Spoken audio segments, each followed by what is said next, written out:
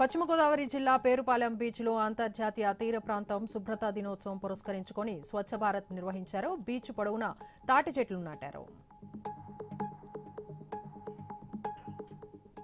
సంగారెడ్డి జిల్లా సాలిర్గ గ్రామంలో 9వ తరగతి విద్యార్థి ప్రశాంత్ సాయి ఇంజెక్షన్ వికటించి మృతి చెందాడు. బాలుడు దగ్గుతో బాధపడుతుండగా కుటుంబ సభ్యులు ఆర్ఎంపీ వద్దకు తీసుకువెళ్లారు. అతను ఇంజెక్షన్ వేసిన వెంటనే బాలుడు ఆరోగ్యం క్షీణించింది. బీదర్ ఆసుపత్రికి తరలించగా చికిత్స పొందుతూ ప్రాణాలు కోల్పోయాడు.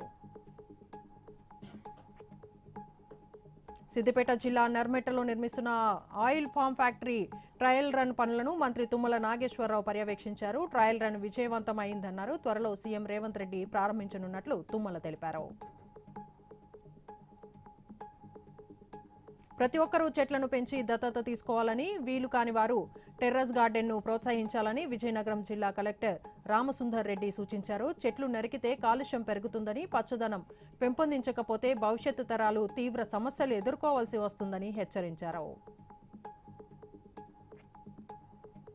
రేవంత్ రెడ్డి ప్రభుత్వం పేద ప్రజల అభ్యున్నతి కోసం అహర్నిశలు కృషి చేస్తుందని కాంగ్రెస్ ఎమ్మెల్యే విజయ రమణారావు అన్నారు. పెద్దపల్లిలో లబ్ధిదారులకు Kalyana Lakshmi, Shaadi Mubarak, CM relief fund చెక్లను ఎమ్మెల్యే అందజేశారు.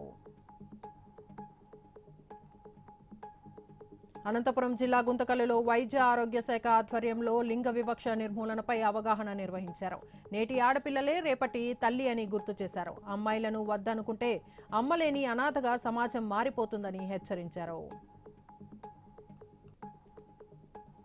ఎన్టీఆర్ జిల్లా భీమవరంలో స్వర్ణాంధ్ర స్వచ్ఛాంధ్ర కార్యక్రమంలో ఎమ్మెల్యే శ్రీరామ్ రాజగోపాల్ పాల్గొని మొక్కలు నాటారు. ప్రజల సహకారం లేకుండా ఏ కార్యక్రమం విజయవంతం కాదన్నారు. శుభ్రతను వ్యక్తిగత బాధ్యతగా తీసుకొని ప్రతి ఒక్కరూ సమాజానికి సహకరించాలన్నారు. భద్రాద్రి కొత్తగూడెం జిల్లా పడమటి నర్సాపురంలో గిరిజన ఆశ్రమ పాఠశాల ఎదుట డైలీ వేజ్ వర్కర్స్ నిరావధిక సమ్మెకు దిగారు. తమ సమస్యలను పరిష్కరిస్తామని ఎన్నికల ముందు హామీ ఇచ్చిన రేవంత్ రెడ్డి గద్దెనెక్కిన తరువాత విస్మరిస్తున్నారని ఆవేదన వ్యక్తం చేశారు.